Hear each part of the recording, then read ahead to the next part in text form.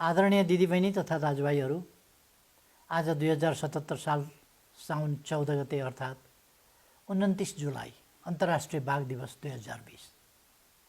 यस उपलक्ष्यमा बाघ संरक्षणका लागि सबैमा हार्दिक शुभकामना व्यक्त गर्दछु। बाघ प्रकृतिको निःशुल्क उपहार मात्र होइन, प्रकृतिमा पाइने प्रजातिहरूमध्ये सबैभन्दा सुन्दर प्रजाति पनि हो। यो प्रजाति उष्ण हावापानी, सफा र स्वस्थ इकोसिस्टममा मात्र पाइन्छ। बाघ उष्ण पारिस्थितिकीय प्रणालीको उच्च तहमा पाइने मांसाहारी प्रजाति भएकोले छाता प्रजाति पनि भनिन्छ। बाघलाई मात्रै बचाउन सके अरू धेरै प्रजातिलाई स्वतः बचाउन सकिन्छ भन्ने मान्यता रहिआएको छ। तर आज जनसङ्ख्या वृद्धि र मानवीय गतिविधिका कारण विश्वमा बाघको सङ्ख्या दिन प्रतिदिन घट्दो छ। हाल विश्वका 13 देशमा मात्र बाघ पाइन्छ र करिब 4000 बाघ रहेको अनुमान छ। बाघ पाइने देशहरूले गरेका संरक्षणका अथक प्रयासहरूका बावजुद वासस्थानको नाश, बढ्दो मानव वन्यजन्तु द्वन्द्व, चोरी शिकार तथा बाघका अङ्गको अवैध व्यापार, जलवायु परिवर्तनका जोखिम र रोग व्याधिले गर्दा बाघ संरक्षणका चुनौती दिन प्रतिदिन थपिँदैछ। विश्व संरक्षण सङ्घ IUCN ले बाघलाई रातो किताबको दुर्लभ सूचीमा राखेको छ भने साइटिसले अनुसूची 1 मा राखेर यसको अन्तर्राष्ट्रिय व्यापारमा पूर्ण प्रतिबन्ध लगाएको छ। विविध चुनौतीका बावजुद नेपाल सरकारले बाघ संरक्षणका लागि गरेका प्रयासहरू उत्साहप्रद रहेका छन्, जसले गर्दा सन् 2010 मा बाघको सङ्ख्या 121 रहेकोमा सन् 2018 मा बढेर 235 पुगेको छ। बाघ पाइने 13 देशका सरकार प्रमुखहरूले सन् 2022 सम्ममा बाघको सङ्ख्या दोब्बर बनाउने प्रतिबद्धता गरे अनुरूप नेपाल सरकारले तराईका 5 वटा राष्ट्रिय निकुञ्जलाई समेटेर भूपरिधीय स्तरमा स्थानीय समुदाय र सरकारवालाहरूसँग समन्वय गरी बाघ संरक्षणका गतिविधि सञ्चालन गर्दै आएको छ। सन् 2022 सम्ममा बाघको सङ्ख्यालाई दोब्बर बनाउन नेपाल सरकार पूर्ण रूपमा प्रतिबद्ध छ। बाघको सङ्ख्या बढ्दै गर्दा बाघसँग द्वन्द्व बढ्न सक्ने सम्भावनालाई नकार्न सकिँदैन। त्यसका लागि सकेसम्म बाघ र स्थानीय समुदायबीच द्वन्द्व नहुने गरी बाघ पाइने राष्ट्रिय निकुञ्जको व्यवस्थापन गर्नुपर्ने हुन्छ। आउँदा दिनमा राज्यले वन्यजन्तुबाट पीडित परिवारलाई दिइने राहत रकमलाई समय सापेक्ष रूपमा वृद्धि गर्नेछ। राहत वितरण प्रक्रियालाई सरलीकृत गर्नेछ। द्वन्द्व पीडित परिवारलाई लक्षित गरी संरक्षणका कार्यक्रम सञ्चालन गर्नका लागि सम्बन्धित सबै पक्षलाई म हार्दिक आह्वान गर्दछु। त्यसै गरी बाघको चोरी सिकारी रोक्न र बाघका अङ्गको अवैध व्यापार नियन्त्रण गर्नका लागि प्रभावकारी रूपमा कानुनको कार्यान्वयन गर्नुपर्ने हुन्छ। कानुन कार्यान्वयन गर्ने निकाय बीचको समन्वय र सहकार्यले मात्र वन्यजन्तु विरुद्धको अपराधलाई नियन्त्रण गर्न सकिन्छ। जलवायु परिवर्तनका जोखिम र कोभिड-19 जस्ता महामारीबाट बाघ पनि अछुतो छैन। जलवायु परिवर्तनका जोखिमबाट बाघलाई बचाउनका लागि पारिस्थितिकीय प्रणालीमा आधारित वासस्थान व्यवस्थापन गर्नुपर्ने हुन्छ।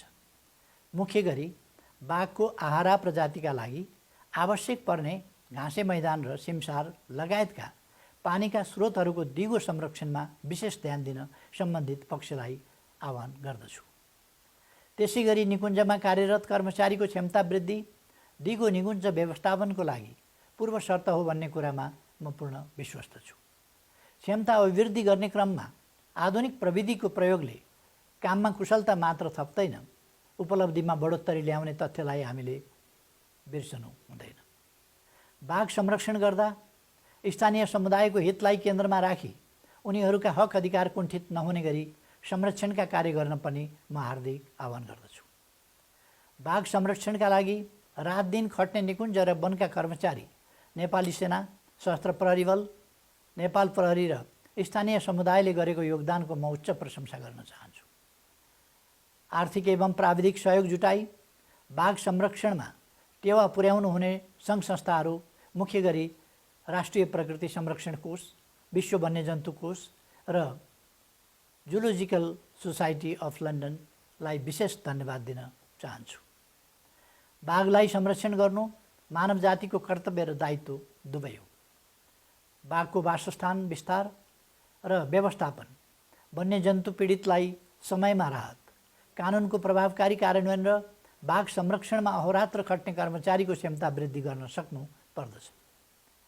साथै बाघको संरक्षणमा अध्ययन, अनुसन्धान र प्रविधिको उचित प्रयोग गर्न सकेमा बाघलाई लोप हुनबाट जोगाउन सकिन्छ। बाघ संरक्षणका गतिविधिमा युवाहरूको परिचालन गरी उनीहरूलाई सक्रिय गराउनु आजको आवश्यकता हो। वर्तमान समयमा जलवायु परिवर्तन र कोभिड-19ले गर्दा मानव जाति नै अप्ठ्यारोमा परेको अवस्था छ। यस असजिलो परिस्थितिमा हामी मानव जाति आफू जोगिएर बाघ जस्ता प्रजातिहरूलाई पनि जोगाउनु पर्ने हुन्छ। त्यसका लागि हरेक समस्याको समाधान प्रकृतिमा आधारित भएर खोज्नका लागि पनि म हार्दिक आह्वान गर्दछु। स्वाभाविक रूपमा प्रकृति संरक्षण महँगो छ, तर पनि दीर्घकालीन लाभ र स्वच्छ वातावरणका लागि लगानी बढाउनुको विकल्प छैन। राज्य आफैले सबै प्रकृति संरक्षणका कार्य गर्न सम्भव छैन। त्यसका लागि अन्तर्राष्ट्रिय समुदाय, नागरिक समाज र निजी क्षेत्रलाई पनि सँगसँगै लानुपर्ने हुन्छ। अहिले कोभिड-19ले गर्दा नेपालको पर्यटन व्यवसाय सङ्कटमा परेको छ, तर भोलिका दिनमा प्रभावकारी संरक्षण गर्न सक्दा बाघ हेर्नका लागि पनि विदेशी पर्यटक नेपाल नआउलान् भन्ने कुरा हुँदैन। बाघ पाइने राष्ट्रिय निकुञ्जमा विदेशी पर्यटकको आकर्षण हुने भएको हुँदा बाघलाई आर्थिक विकास र समृद्धिको आधारका रूपमा पनि लिन सकिन्छ। बाघ नेपालको पहिचान भएको र यसको संरक्षणमा मात्र नेपालीको शान झल्कनेमा म पूर्ण विश्वस्त छु। मानव जातिको अस्तित्वको लागि पनि बाघ जोगाउनुको अर्को विकल्प हामीसँग छैन। अन्त्यमा स्वच्छ र सफा पारिस्थितिकीय प्रणाली भावी सन्ततिको नैसर्गिक अधिकार भएको हुँदा बाघ संरक्षण गर्नु आवश्यक छ। हामी बाँच्नका लागि इकोसिस्टम बचाउनु आवश्यक छ। यसै सन्दर्भमा बाघ बचाउनु पनि अनिवार्य हुन्छ। यसैमा मानव जाति र प्रकृतिको सहअस्तित्व कायम हुनेमा म पूर्ण विश्वस्त छु। सबैमा धन्यवाद।